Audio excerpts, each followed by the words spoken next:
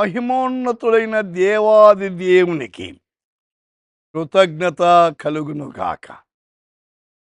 ఈ దినము Waterbury Memorial Telugu Baptist Church Books Road Sunday school పిల్లల యొక్క ప్రత్యేకమైన కార్యక్రమం జరిపించబడుతుంది.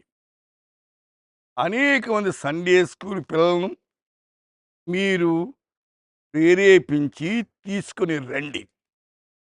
అయితే మీకా గ్రంథం 2వ అధ్యాయం 13వ వచనములో వారి రాజు వారికి ముందుగా నడుచును.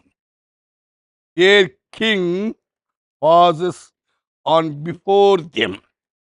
उनका రాజా उनके ఆగే ఆగే గయా. అవును, మన ప్రభు మన ముందుంటే ప్రతి ఆటంకము తొలగిపోతుంది. దేవుని పిల్లలు ఏ కార్యము తలపెట్టినా దేవుడు ముందుండాలి. ఆయన మార్గాన్ని సరళము చేస్తాడు. అందుచేతని యెషయా గ్రంథములో 55వ అధ్యాయం 12 యెహోవా మీ ముందర నడుచును. ఆయన మన ముందుండాలి. ప్రతి ఒక్క అడ్డును తొలగించేవాడు, ప్రతి ఆటంకాన్ని తొలగించేవాడు. అయితే ఈ దినము మీరు తలపెట్టిన కార్యాల్లో తోడుగా ఉండు. లూకా సువార్తలో 22వ అధ్యాయములో 47వ వచనంలో 12 మందిలో యూదా అనబడిన వాడు వారికంటే ముందుగా నడిచి యేసును ముద్దు పెట్టుకున్నట్టుకు ఆయన యొద్దకు రాగా. యూదా ఎందుకు ముందుకెళ్తున్నాడు? అయితే దేవుని కొరకు కాదు, యేసును అప్పగించేదాను. నేటి ప్రపంచంలో యేసును నమ్మితే మేలుంది, యేసును అమ్ముకుంటే లాభం లేదు. అయితే సోదరుడా, యేసును నమ్మాలి.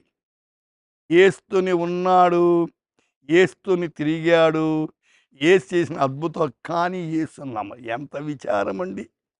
ఈనాడు సంఘాలకు వస్తారు, అన్ని కార్యక్రమాలు చేస్తారు, యేసుని ఎరగడు.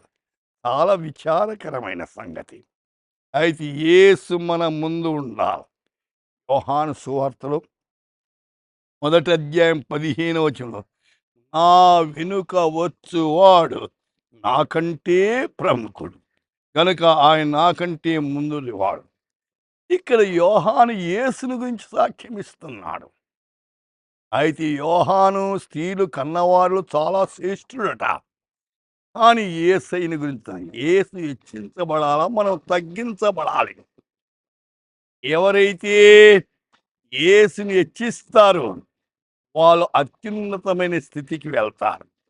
యేసును తగ్గించకూడదు. ఆయన సృష్టికర్త, నీ కొరకు ప్రాణం పెట్టినవాడు. అయితే ఆయన హెచ్చించి ఆయన నామాన్ని ఘనపరుద్దాం, ప్రార్థన చేసుకుందాం. స్తుతిపాత్రుడా, మీకు వందనాలు. మీరు ఎల్లవేళలా కోటాను కోట్ల దూతలతో స్తుతింపబడుతున్న దేవుడు. మేము నశించిపోయేది ఇష్టం లేక ఈ లోకానికి వచ్చాం. మీరు మాకు ముందుగా ఉండి నడిపించండి. ఎంతమంది అయితే ఈ దినము చూస్తున్నారు, వారికి ముందుండి ప్రతి అడ్డును తొలగించి మీకు మహిమ తెచ్చుకున్నామని, వారి అక్కర్లని కృపలో తీర్చమని యేసు నామమున ప్రార్థిస్తున్నాము తండ్రి. ఆమేన్.